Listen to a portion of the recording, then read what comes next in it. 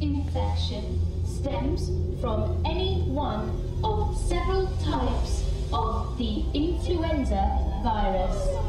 As of 2009, the known SIV strains include influenza C and subtypes of influenza A. From 5 different viruses, A/H1N1, that slow the spread of the influenza virus, H2N3, A/H1N1,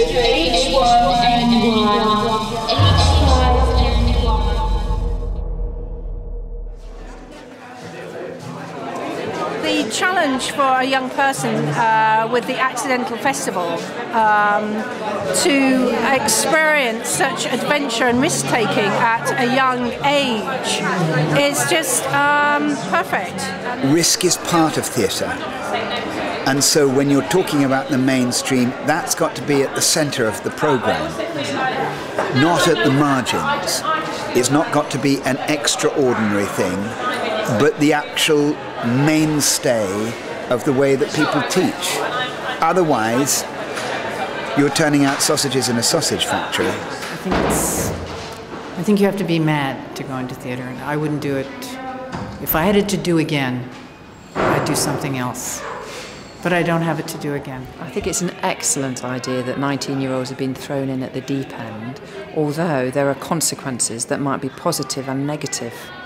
In some cases, they might be out of their depth in the deep end, and in other cases, they might swim really beautifully. You'll be asked to understand something about marketing. You'll be asked to interface with the technologies that are available, the media that's being used in the performance, and not just, oh, I've got my script and I've got my character and I'm going to play this in 6 months' time. It's a much more complicated and richer experience, and in a way, that's much richer than the average actor would get, because they just do turn up for their rehearsal calls and the programme that they've been given, the timetable, whereas this timetable is possibly endless and boundless. Well, the business side of the arts is obviously terribly crucial to the healthy climate of producing work, but it's also crucial that you experience the actual making and construction of work. Just managing money is very, very different to managing art. And I think the two might be very, very difficult for people to get a handle on. I think it's easier to imagine things when you're 19, but it's much harder to work out how you're going to fund or structure the money. I don't think it's necessarily useful for anyone who wants to be an artist to understand the money side of things in terms of being able to produce their own work, but they need to know that it's a component in the real world of what they might encounter. So they have to be flexible with it, to talk about it. For me, I find it fascinating when I talk to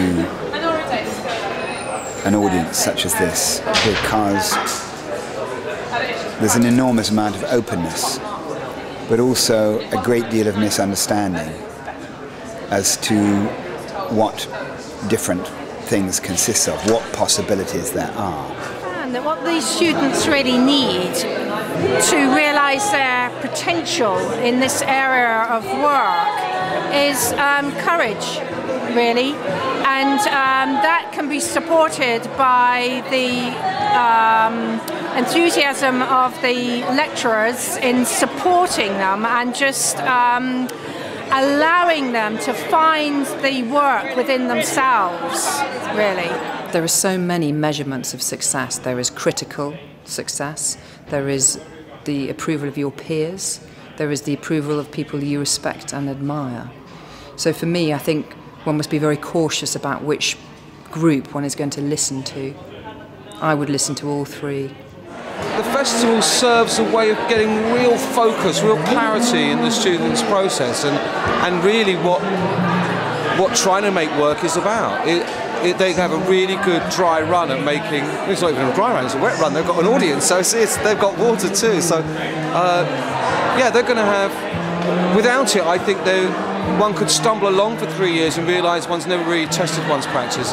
Whereas having this in the heart of the course gives you a chance to respond, evaluate, move forward, lessons learned, and all the things that a good education institute should be about, which is, you know, investigating and playing and experimenting and falling over. You know, as Beckett said, fail again, fail better. You've got to do stuff which is terrible, but you can't just do it in a short space of time and go, oh, that was terrible.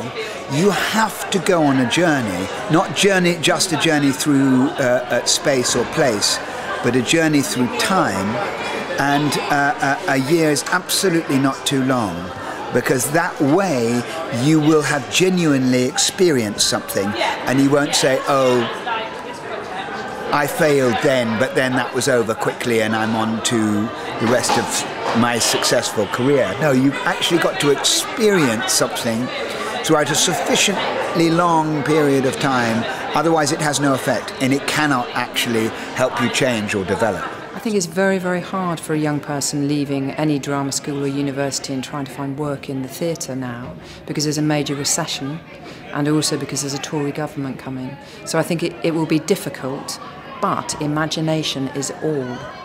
So imagining something very lateral and wonderful might be the only way of navigating the climate. Oh, gosh, the real world.